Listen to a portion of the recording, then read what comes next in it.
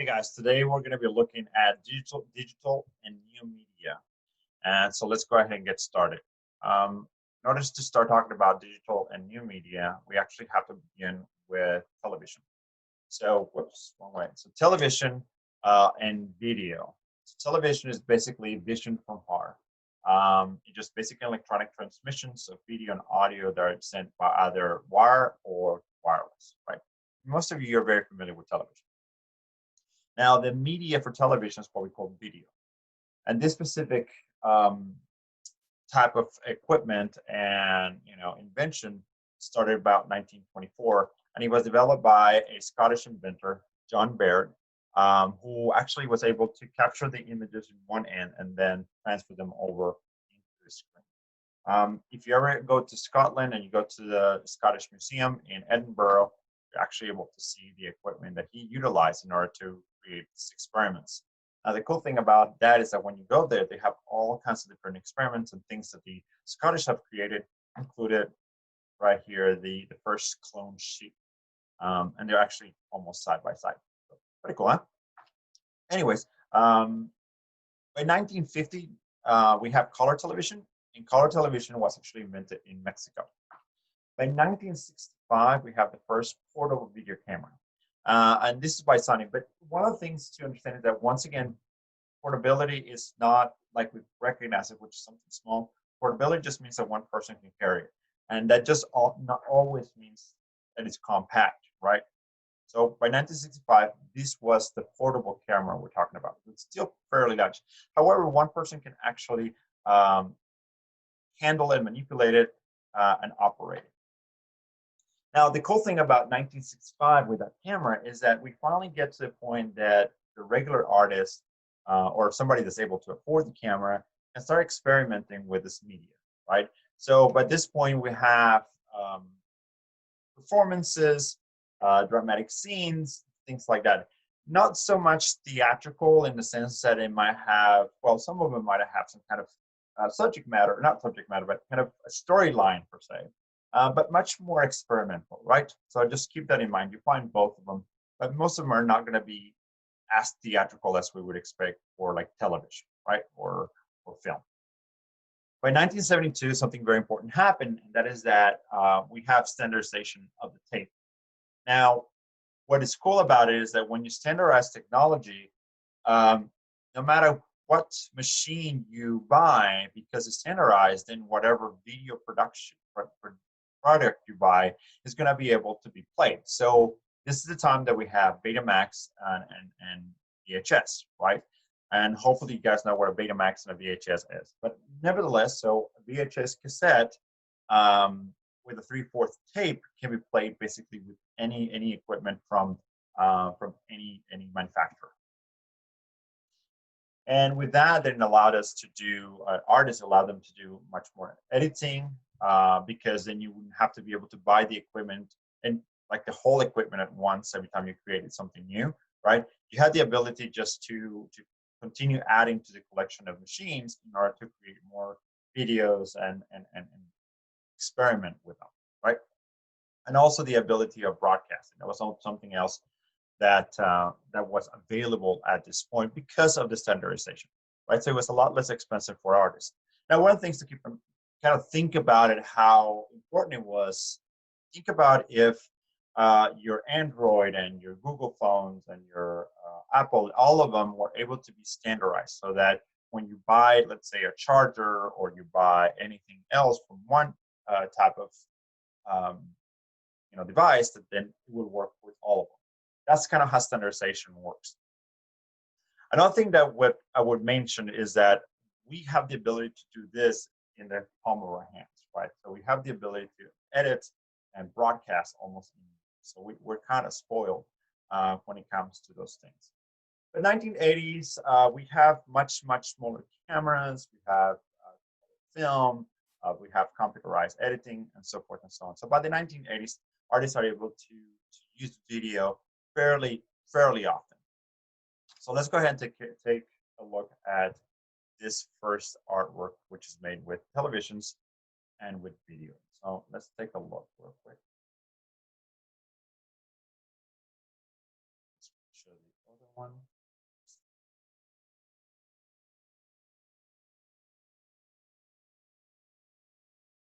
This is the other. This is called American Flag Z.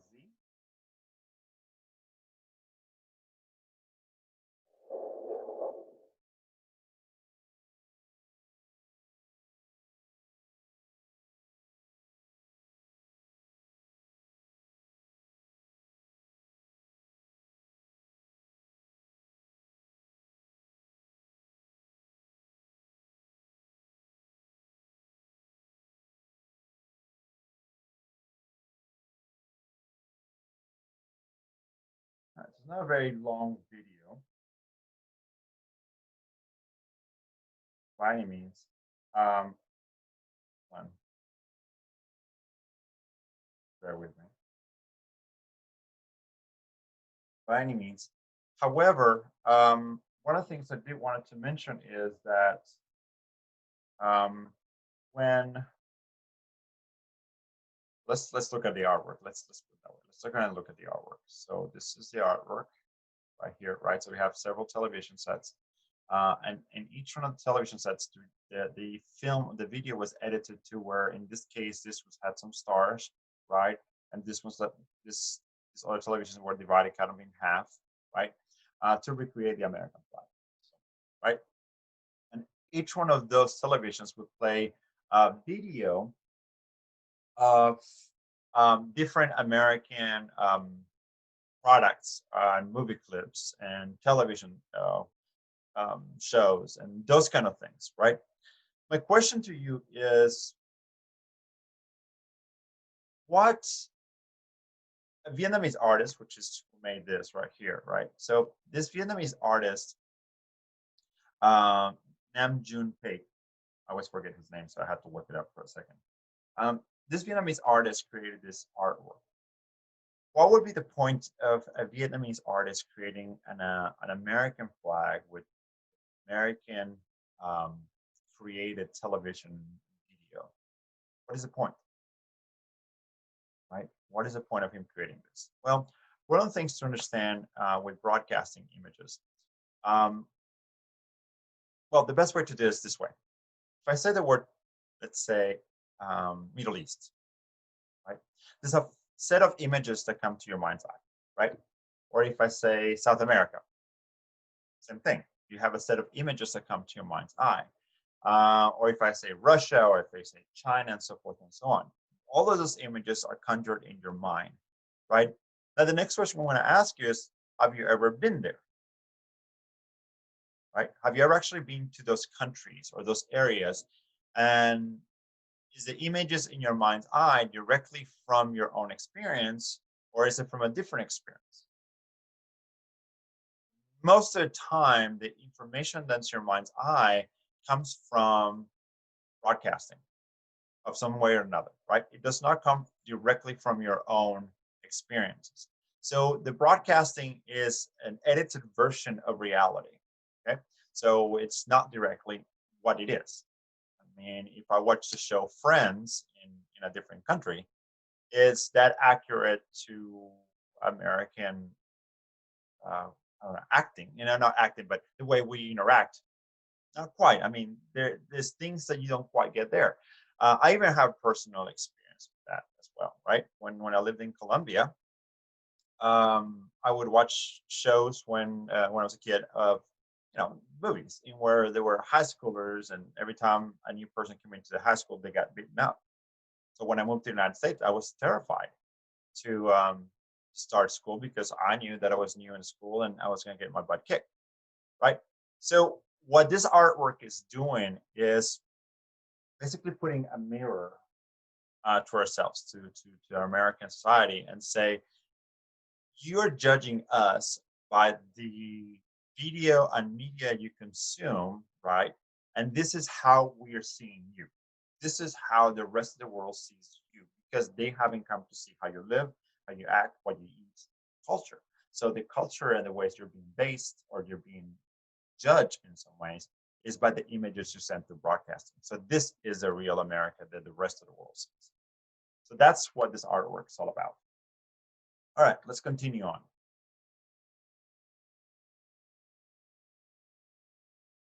here's a different one. So this one is not, it's not video on television, but rather video in production. And this is Aikman. So let me get it set up for you guys. Over to a different screen.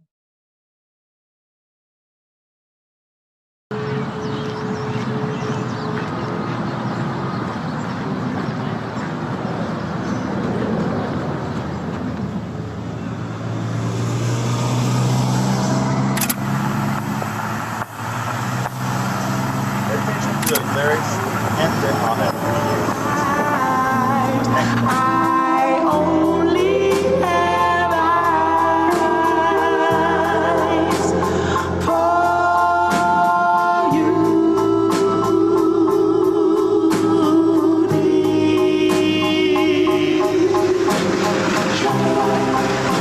You are here, and so am I. Maybe millions of people go by, but they all disappear from view.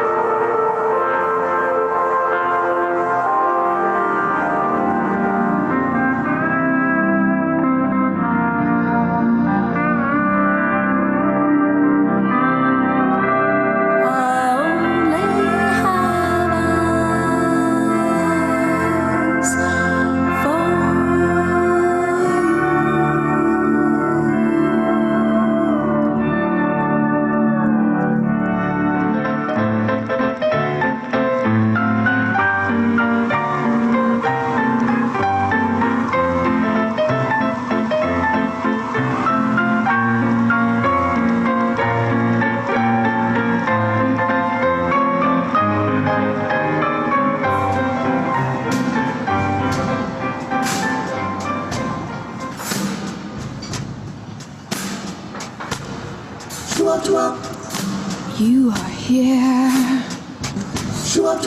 and so am I. You are here, and so am I.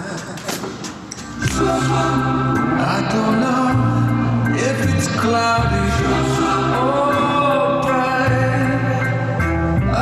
Right, so you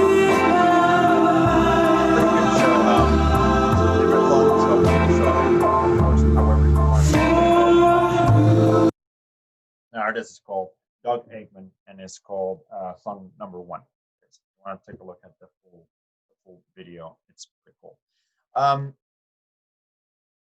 One of the things, hopefully, that you realize while listening to the music and the video, as you were watching it,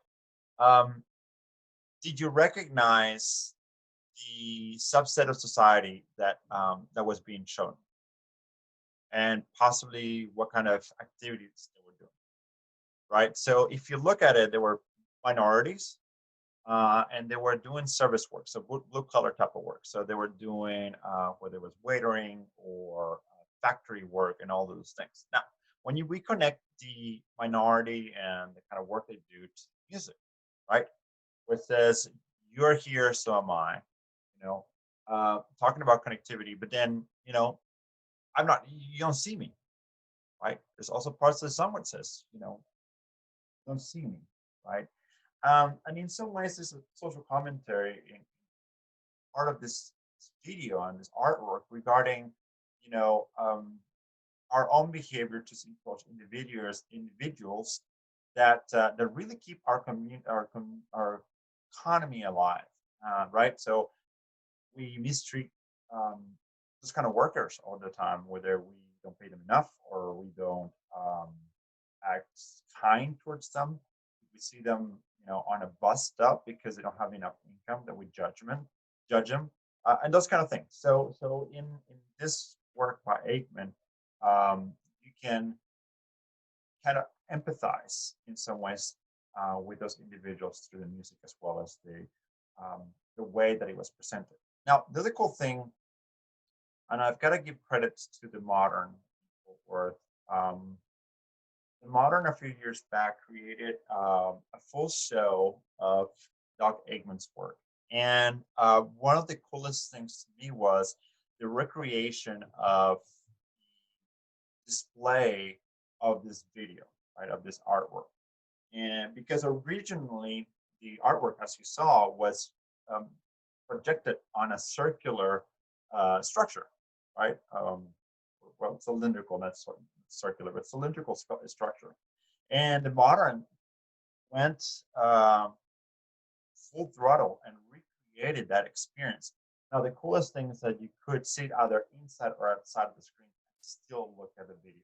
So kudos to the Modern, but also at the same time, I wanted to re-emphasize to you guys the fact that here in Fort Worth, we have some amazing, amazing artwork.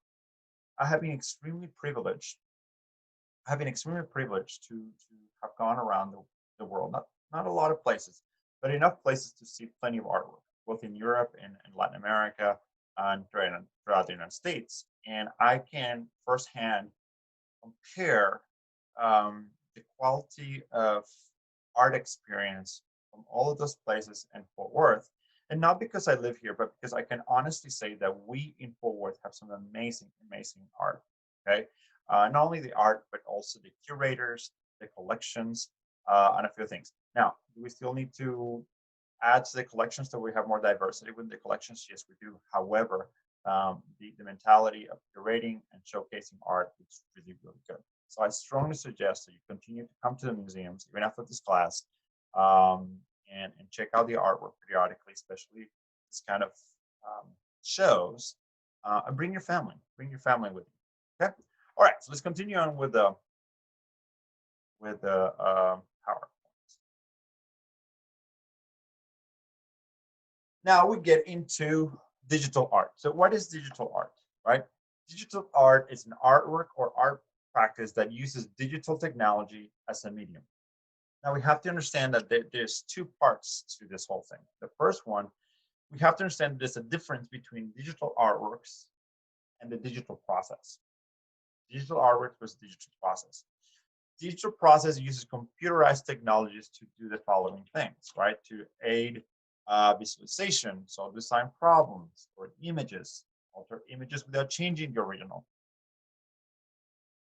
Those are just, sorry guys, let me just lost you there for a second. There we go. Having computer issues there for a second. Okay, so those images, those things, it's how you make artwork, but it's not the final product. So most of the artists, including myself, we use the digital technology and equipment in order to understand the artwork. So let's say we had a large mural to create. Instead of me kind of drawing in the whole wall, what I can take a picture of the wall, bring it into the computer, and then digitally alter and see what I can do with it. Now, does it mean that the final wall in the mural is going to be digital? No, the final wall is going to be paint, right? However, I'm using the process. I'm using technology and the digital technology in order to create an idea to help me either visualize it or design it and so on, which was what I was just talking about, right? So that is a digital process. That is not a digital piece of artwork. Most of us artists utilize digital process in actually most of our artworks at this point.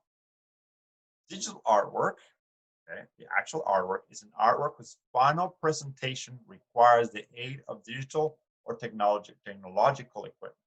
So the final piece of artwork requires to be plugged into something. It has to be, the information has to be fed into the system somehow, whether it is through a memory, whether it's through a wireless broadcast, whatever it is, right? For you to be able to experience the artwork, that has to happen. Something has to be plugged in somewhere for you to experience. That is digital artwork. Okay, so make sure that you know the difference between those two: digital process versus digital artwork. Now, within digital art, okay, the ones that we actually plug in and get to see, there's two worlds. One of them is non-interactive digital art, and then there's the one that we interact. Non-interactive basically means that the artwork kind of does its thing without anybody pressing buttons or place or anything like that. It does not require any action in order to be experienced.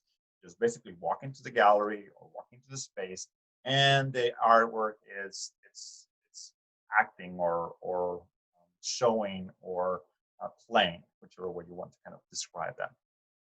Right. Here's a beautiful example of a digital piece of artwork. Now, I'm going to start with a difficult one to understand because what you're looking at is the outcome of the artwork. Okay, Vera Moller artwork is a digital artwork. Now, the part that you have to understand is that she wanted this robotic machine hand to draw. So the artwork is the machine itself, right? The idea of creating this machine that kind of draws this information over and over and over again. Okay, so that's the artwork. However, as a byproduct of this artwork, then you create an image, right? So the artwork itself is not really the paper afterwards, but rather the machine and the creation of the machine and the program that creates the machine. All of that is the artwork. Now, we can always say as well that the outcome or the byproduct, which is the paper with these lines, is also the artwork. However, the reason why we call it digital art is because the robotic arm with the digital programming is part of this whole context of the artwork. Okay. Here's the next one. Okay. And this one's kind of blue. You guys have probably gone to the Museum of the Modern and you guys have seen this. So let me show you a little video of what it looks like if you haven't. 1 second, I'm going to share the screen again.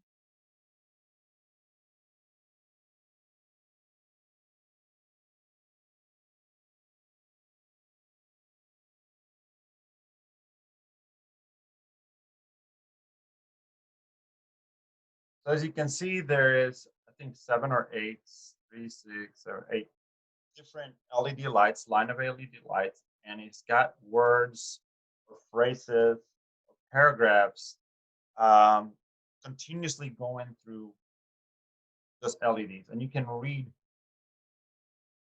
the different words and phrases or paragraphs of what it's talking about. Kind of Blue is a really interesting piece of artwork because the artist, Holzer, she is wanting to show you a little bit of what she calls her truisms. And basically all her artwork is about her truisms. So what is a truism? A truism is a guideline or a rule that you kind of set that is somewhat universal. So for example, you can say, before this starts, hold on 1 second. You can say that, I don't know, everything that's green is a plant, okay? You can convert them to truisms, right? Now, is it true or not? I'm not sure. I'm just saying that's kind of a or universal idea. Anyway, Jenny Holzer has a let me see. Jenny Holzer has a what you call it? Different groups of truisms. There's truisms about feminism. There's truisms about violence.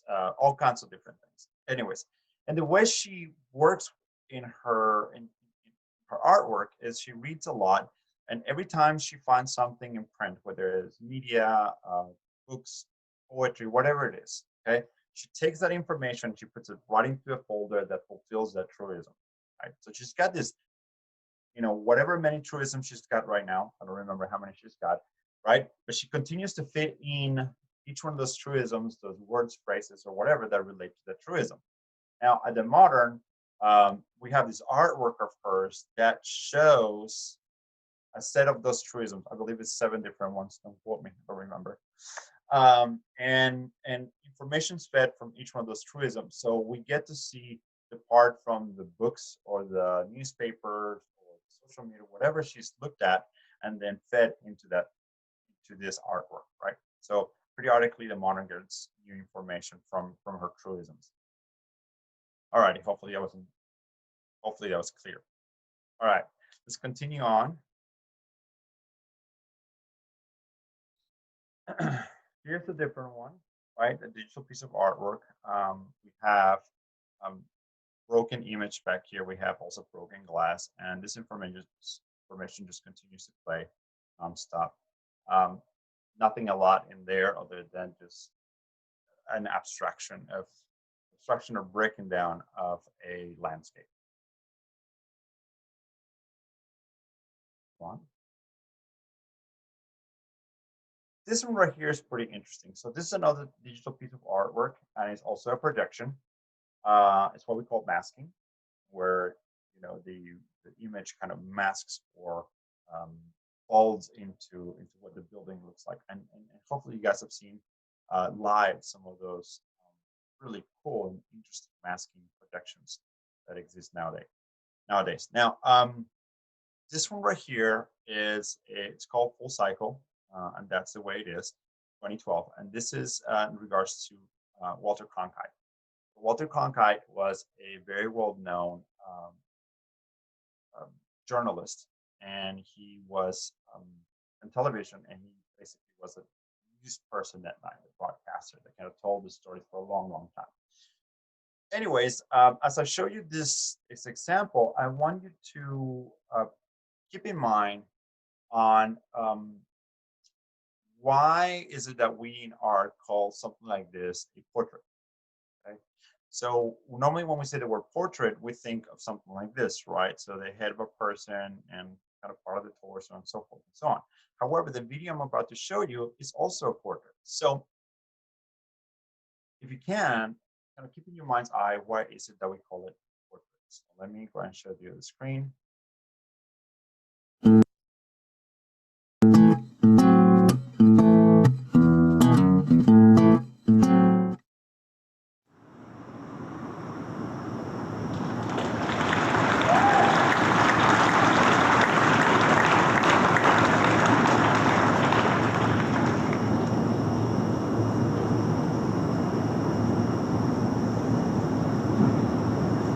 And now the news.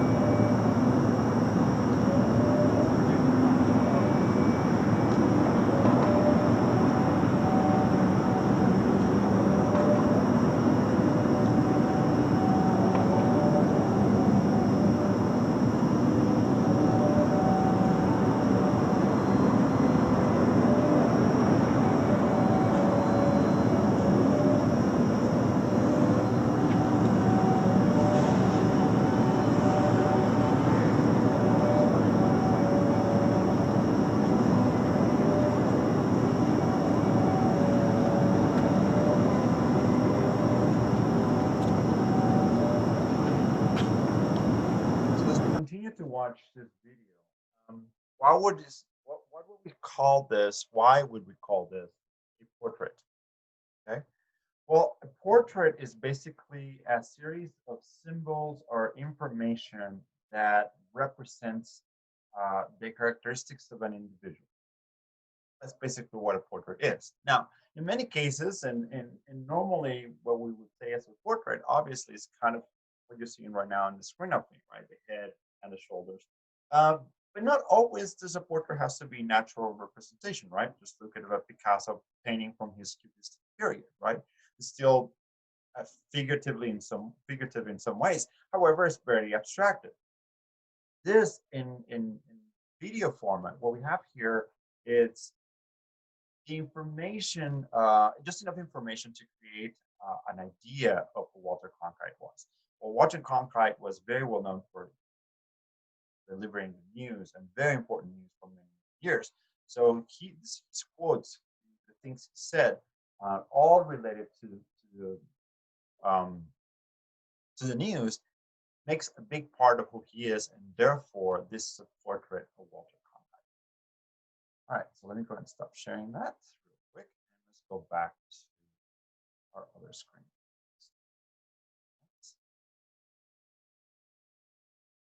All right, so let's continue on. All right. This next one's really interesting. Well, from my perspective, for you guys, it's going to be a little off-putting to begin with.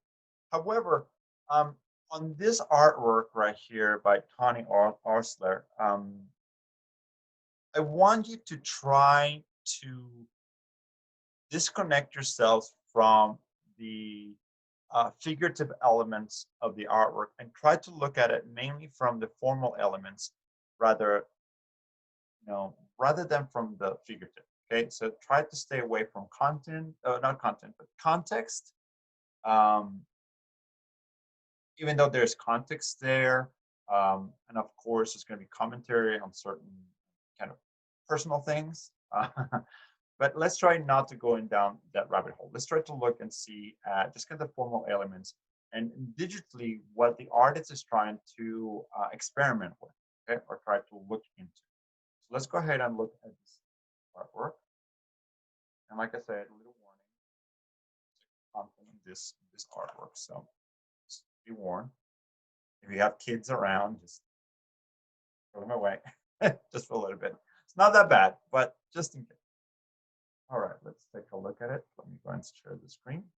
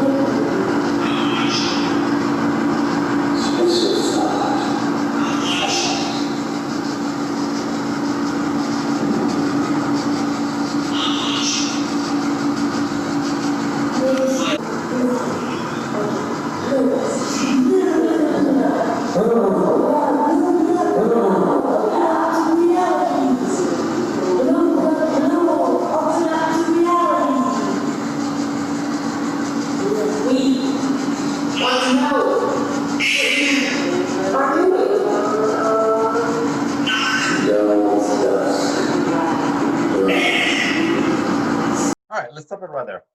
Um, so, if I start asking about what did you guys saw, um, one of the first kind of uh, discussions that I've had in the past have to do with content, right? And the figured elements. What is he trying to convey with this artwork in some ways, right? So um, several discussions come about. Uh, but the thing that I would like to kind of point out with this specific kind of artwork when it comes to digital elements is that there is all kinds of projections happening here. So digitally, imagine if there were not faces or figures or any other elements, but it was just light, right? So no, there's no faces or there's no figures or anything like that. It was just light and surfaces, right? So we have reflective surfaces, we have refractive surfaces, we have dull surfaces, shining surfaces, and video is being projected, right, in all kinds of different surfaces, right? So yes, there is a subject matter, obviously, like the one stop myself at that is it's a little uncomfortable. But if you can pass away from just kind of the figures and those elements and look at the artistic experimentation that's happening here with video, it's actually pretty cool, right? Look at how video is being used here to kind of block or reflect, reflect around the surface, and then also just in the spot right here, right?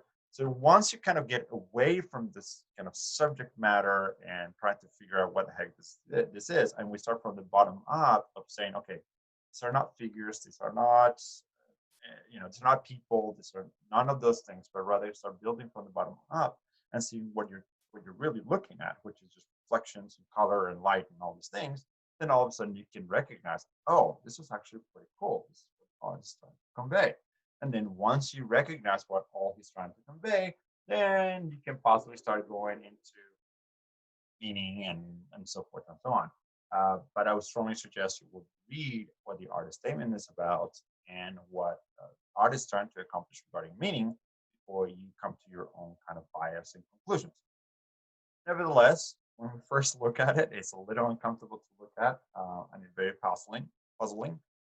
But that's how you approach that. Okay. I hope you find it interesting and not just repelling. All right, let's look at the next one. Let's continue on. All right, so that was interactive. That was non-interactive. So meaning we did not have to do anything with the artwork in order to experience it. Now with interactive digital art, then something has to happen. Either there has to be an input from a person, or there has to be input from the environment, or whatever, in order for us to experience or see the artwork happening. One of the best examples that we have is this one right here, which is called Text Rain, and this is by Rami Akitov and Camille Otterback. And it's actually one of the best videos that I have during the semester, and I really like this video because in this video, whoops, my apologies. Because in this video, she goes over a lot of different things that I normally talk about in the classroom about art and what art is, and how we artists approach art. So I'm going to be stopping in a few spots in the video to kind of re-emphasize that. But nevertheless, this is one of my favorite videos of the whole semester. So let me start.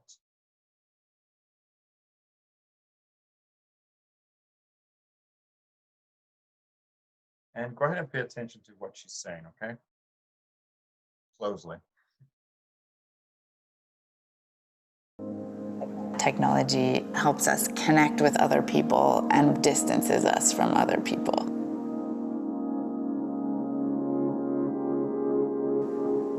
As an artist, I'm really interested in if there are ways that I can use that same technology to help us be more in our bodies and more aware of other people. All right, so that's the first spot where I like to stop. Normally when you ask an artist, what are you working on? What are you doing? Most of the time, an artist is going to give you a long answer like that one. Okay, they talk about kind of the context of their artwork. and she's talking about how technology does all different things and how she wants to kind of work on that realm and what she wants to do, right? Most artists will give you an answer of that sort. Now, if the answer is painting, this kind of really short answer, kind of push on that and see if you can really find out further of what they're doing, because most of the time the answers are really, really interesting. Okay, all right. And one more thing. Remember we're talking about at the very beginning when I said, hey, where did artists try to solve a question like a scientist tries to solve cancer? There you go. That is her kind of cancer question, right? She's trying to solve those issues by creating artworks that deal with those issues. All right, let's move on.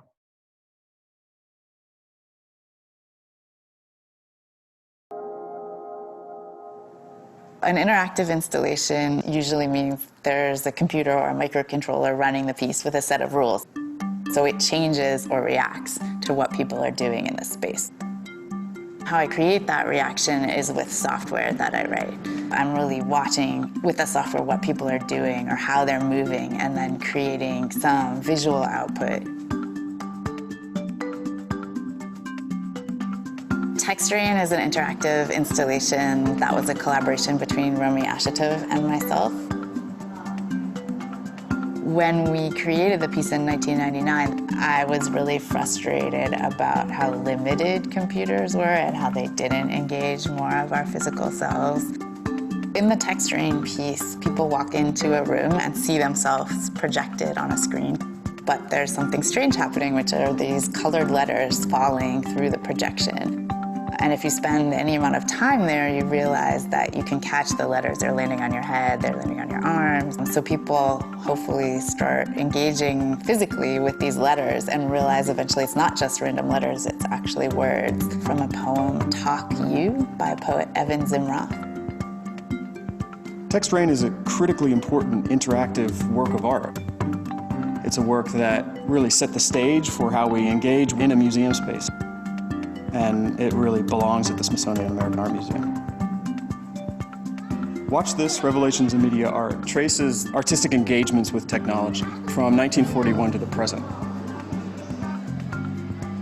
When you're looking at a 19th century painting, it's really a personal experience. Textrain is quite a bit different. It's really begging you to interact with your neighbor and to communicate with one another and to use your body to physically engage the space around you as much as intellectually read the work of art. What we were trying to do with Textrain was to create this artistic experience. It was quite hard at the time because computers were really slow and we weren't necessarily computer scientists. The rule for Textrain is that the letter is just trying to fall. And if there's something dark, it moves up. So that's a really, really simple rule that creates this complex illusion. As a result of our method of creating a system that letters could land on people, Romy and I are the inventors on a US patent. So the next stopping point on this video, and one of the things that I always kind of push is that, artists, we don't just, draw, and that talent just comes from nowhere and that we create things because we have a talent for that one thing or anything for that matter. Now, artists, what we do is we have ideas, okay, and we try to solve, those ideas, or try to come up with ways to resolve those ideas. And during that process of creativity, which we talked about before, that creates sometimes things like a new patent, okay? So remember always that anybody can be an artist. Talent is completely optional, right? She even herself had to learn completely how to write this kind of programming. Right? She was not a computer scientist. And that happens with a lot of us. We have to learn new skills and new materials in order to create the things that we want to create. So always be mindful that anybody can be an artist. The only thing it takes you to have an idea, a textual idea that has some kind of meaning of sort, right? Regardless whether it's social or formal or whatever it is, and the willingness to learn a material and to learn a skill and then go through the process, right? That's really, really what it takes. So just keep those things in mind. Talent is always 100%. All right. this? Artists have an exchange with technology that is unique. It's a fearless engagement. They're inventing new technologies to realize a creative vision. They're engaging old technologies to reinterpret them.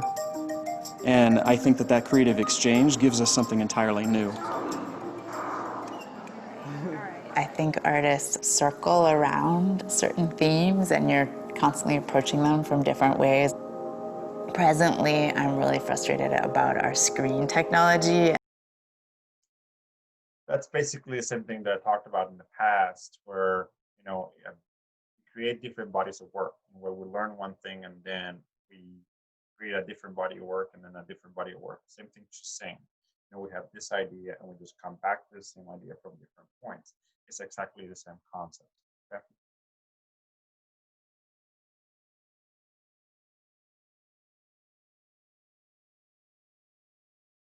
And how that takes us away from each other.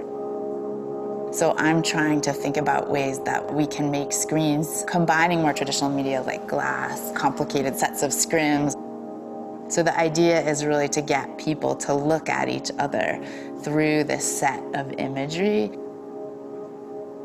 I don't believe that technology is inherently going to cause us to do horrible things with our bodies and ignore each other. It's how we design it. So my hope is that I can continue to explore with cutting-edge technology, but also propose ways we can use that technology in ways that bring us together.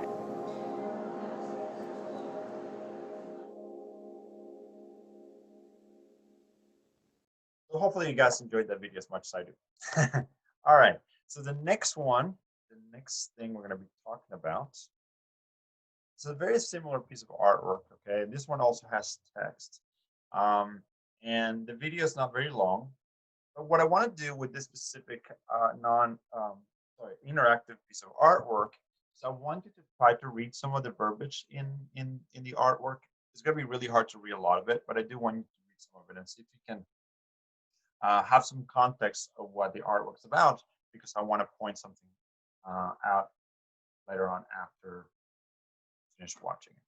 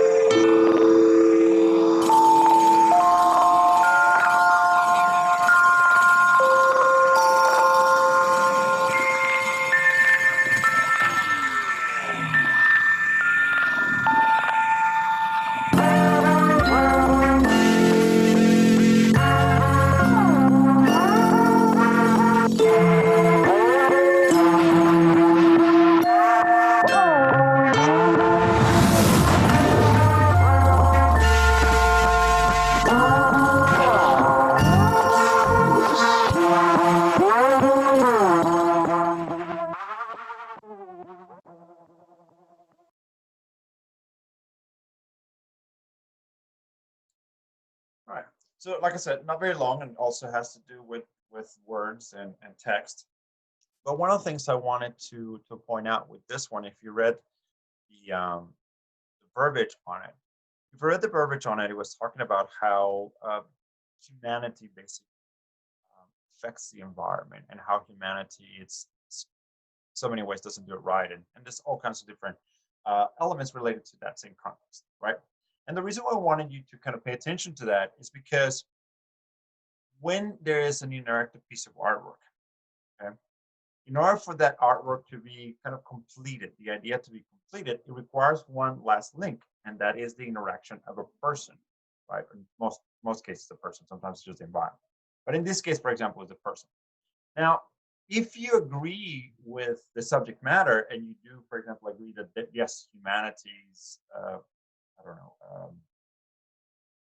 does play a role into kind of the problems that exist currently, right? So I don't want to get too controversial.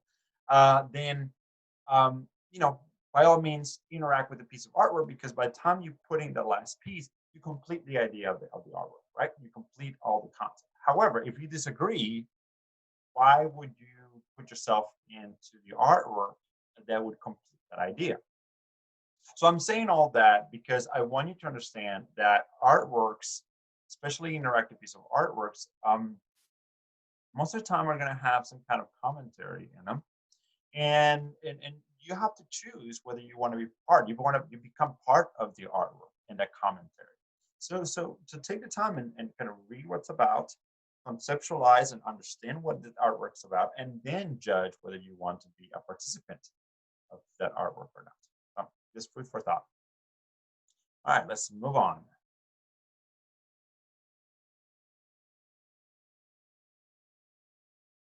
This one right here, it's a pretty interesting piece of artwork. It is a responsive memory or computer program that actually responds to individuals' questions and a few other things.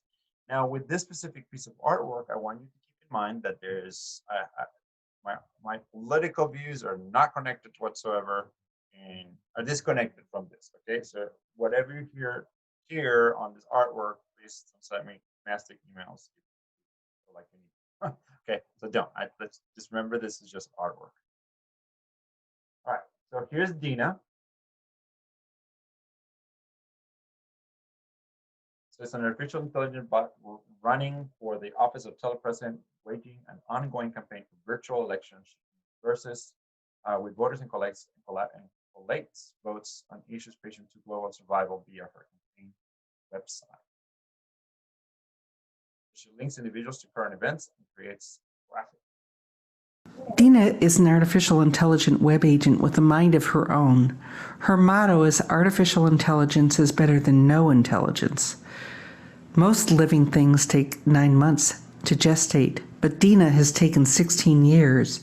She was first conceived in 1993, but it took until 2006 to flesh her into full reality. Dina can process internet content in real time and responds to current events as they unfold from RSS feeds. She also features voice synthesis, voice recognition, and real-time animation. She can remember people and questions they've asked her even as much as 2 months later.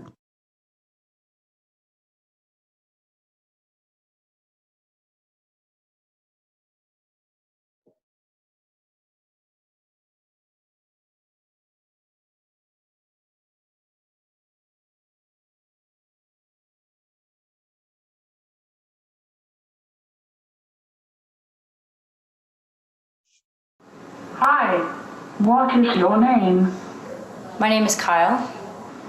Hello there, Kyle. Welcome. My name is Dina, your candidate for telepresident. What are your concerns? What is your stance on abortion? I'm pro-choice. I believe in a woman's right to choose whether or not to have an abortion. Do you believe in the death penalty? I'm against capital punishment. We as a society must learn to rehabilitate prisoners in a humane and effective way. Do you believe in God? Yes, I do believe in God. In fact, I speak with her frequently. So, sorry guys, I originally had the wrong screen on. I apologize. So hopefully I was able to switch it fast enough for you guys to get to see the actual exhibition or the installation of the artwork. Anyway, so let's move on. Actually, the screen I had you guys on, sorry. And this one is the last video I'm going to show you. It's actually a really cool installation. It's pretty interesting, and it's one of those installations I would love to experience myself, just because of how things would feel. So let me show you this artwork. Now we have a tool that's easy to use.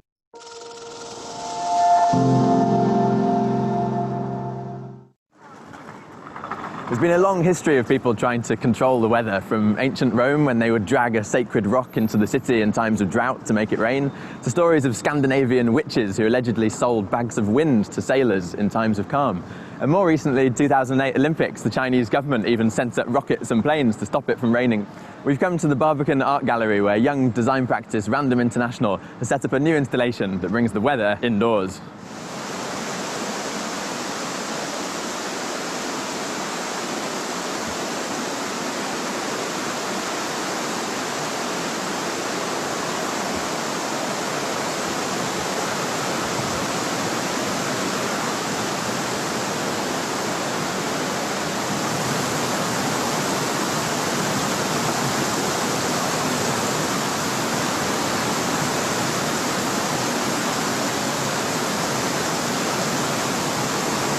It's really surreal. I mean, not only is it raining indoors, but I mean, I'm not even getting in the slightest bit wet wherever I go. It's almost like I'm giving off some kind of wind that's pushing the rain away, like I'm a human whirlwind. It's insane. It somehow responds to me like I have a kind of magnetic field. Wherever I go, it just opens up around me. It's incredible. You guys have made it rain indoors. Could you tell me a bit about where the idea came from? It's actually 3 years ago. We are looking into printing with water onto something that's on the floor using inks that react to water. And then we're like, well, if we had this system, we could do this as well. And then it developed from there. And how does it physically work? How do I not get wet walking straight through the middle? So the piece is tracked using 3D depth cameras, a series of them both sides. And essentially what it does is you walk in and you become a shape and a body, and then it turns individual valves on and off, which we have above the piece. All the things we do, they're kind of nonsense without someone else being there. They're kind of waiting for someone to step in. And then for us, it's really interesting to see what then happens on this side of the people, like how they react.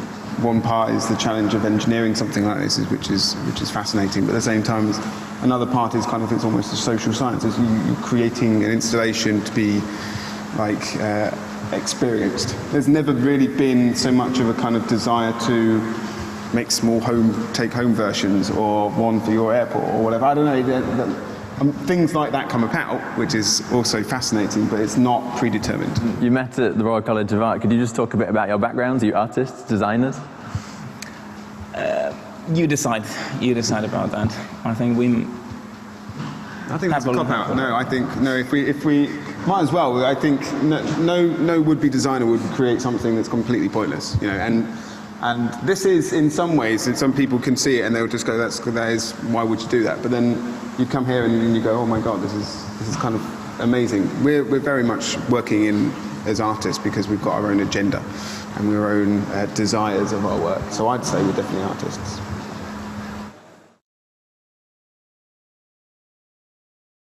Cool. All right, so that's pretty cool. One of the cool things about art, and many artists try to always accomplish, it's what we describe as the sublime. The sublime is a experience or a feeling of kind of amazement. It's kind of terrifying and overwhelming in a positive way at the same time, right? So in this case, for example, the ability to kind of wanting to, the ability of getting wet, right?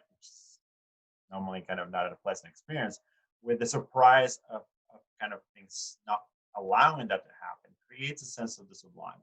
And many artists always try to get the audience to feel the sublime, that moment of kind of awe, of lost of reality, right? Of sorts. That's something that you're gonna see quite a bit in the art world. The concept of the sublime as well as awe. All right, so let's talk about the last little bit, and that's a very short bit, and that's going to be about new media. In regards to new media, I'm just going to touch bases on 3D printing. 3D printing is basically an additive manufacturing. Basically is when you put a material and then you put the same material right on top of it, and then another one and another one, to complete object.